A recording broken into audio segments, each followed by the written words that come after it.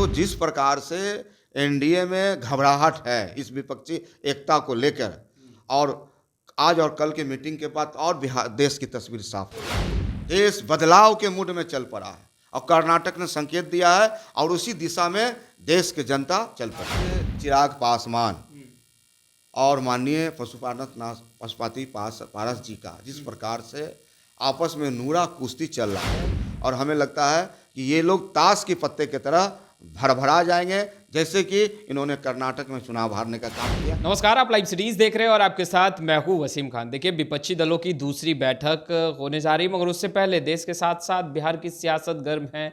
BJP के तमाम नेता कहते नजर आ रहे हैं कि विपक्ष केवल भोज पार्टी कर रहा है। मुख्यमंत्री नीतीश कुमार ने लिट्टी चोखा पार्टी किया और अब कहीं ना कहीं इडली डोसा खाने जा रहे हैं। हमारे साथ बातचीत करने के लिए राजद के कद्दावर नेता विधायक रणविजय साहू जी हैं। बीजेपी कह रही है कि आप लोग भोज कर रहे हैं, पहले बिहार में लिट्टी चोखा हुआ और अब इडली डोसा खाने सब जा रहे हैं। अब देखिए, बीजेपी और एनडीए के नेता को अब तो जमीन की खिसक चुकी है। अब तो बोलने के लिए कुछ है नहीं, कोई मुद्दा नहीं है।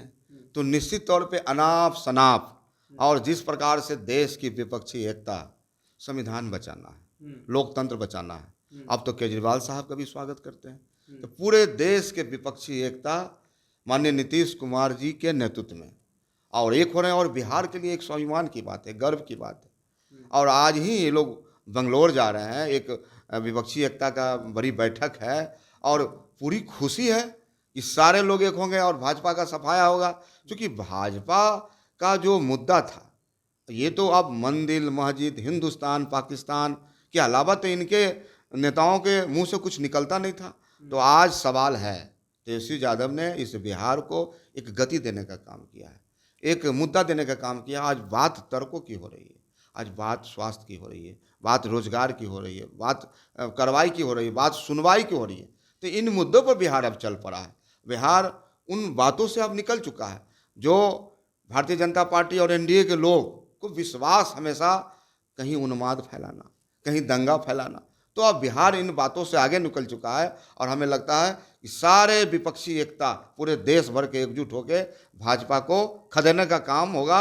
और बिहार में तो 40 के 40 लोकसभा का सीट महागठबंधन और विपक्षी एकता जीतने का काम। बीजेपी आप लोगों को सलाह भी दे रही है कि अगर संख्या बल कम है तो पाकिस्तान की भी कुछ पार्टियों को अपने साथ आप लोग विपक्षी दलों में जोड़ लें ताकि और मजबूती हो। देखिए, भाजपा नेता और एनडीए के नेता इसके सिवा कुछ उनके मुंह से निकल भी नहीं सकता। वो रोजगार की बात क्यों नहीं कर रहे हैं? उन्होंने कहा था अच्छे दिन लाएंगे, महंगाई को रोकेंगे, पलायन को हम रोकेंगे, 2 करोड़ नौकरियां देंगे। इन मुद्दों पर तो बात करते नहीं है। तो जनता पूछती है, अब बिहार के नौजवान पूछ रहे हैं, बिहार के किसान पूछ रहे हैं, और सब समय पर जवाब देने का काम करेगी। 2024 आ रहा है, रिजल्ट सामने होगा, बहुत नज़दीक समय है, और सब सवालों का जवाब जनता समय पर देगी। कल विपक्षी दलों की भी एक बैठक है और दूसरी तरफ एनडीए ने भी एक बड़ी बैठक जो है वो बुलाई है। क्या संकेत लग रहा है? देखिए, एनडीए के तो आपस में जो कुनमा है, आप देखिए चाचा भतीजा का क्या हो रहा है, हाजीपुर में हो रहा है। तो जिस प्रकार से एनडीए में घबराहट है इस विपक्षी एकता को लेकर, और आज और कल की मीटिंग के बाद और बिहार देश की तस्वीर साफ हो जाएगी। बिल्कुल देश बदलाव के मूड में चल पड़ा है और कर्नाटक ने संकेत दिया है और उसी दिशा में देश की जनता चल पड़ी है। चिराग पासवान ने एनडीए की जो बैठक है उससे कहीं ना कहीं दूरी बनाई है और कहा पहले सीटों का मामला जो है वो स्पष्ट हो जाए।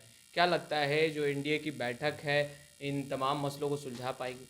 देखिए, जिस प्रकार से चिराग पासवान और माननीय पशुपति पारस जी का जिस प्रकार से आपस में नूरा कुश्ती चल रहा है, तो देश के जनता, तमाम लोग, बिहार की जनता देखने का काम कर रही है। और हमें लगता है कि ये लोग ताश के पत्ते की तरह भरभरा जाएंगे, जैसे कि इन्होंने कर्नाटक में चुनाव हारने का काम किया, उसी प्रकार से देश से ये चुनाव हारेंगे, बिहार से चुनाव हारेंगे। सवाल है देश बचाने का। तो आपने सुना रणविजय साहू जी को स्पष्ट रूप से कहते नजर आ रहे हैं कि विपक्षी दलों की जो बैठक है वो साकार है, तमाम विपक्षी दल एक मंच पर एकजुटता के साथ हैं, और दूसरी तरफ एनडीए की जो बैठक हो रही है वो केवल दिखावा है। अभी से ही नूरा कुश्ती शुरू हो चुकी है। खैर, इस वीडियो में इतना ही। आपका बहुत बहुत शुक्रिया।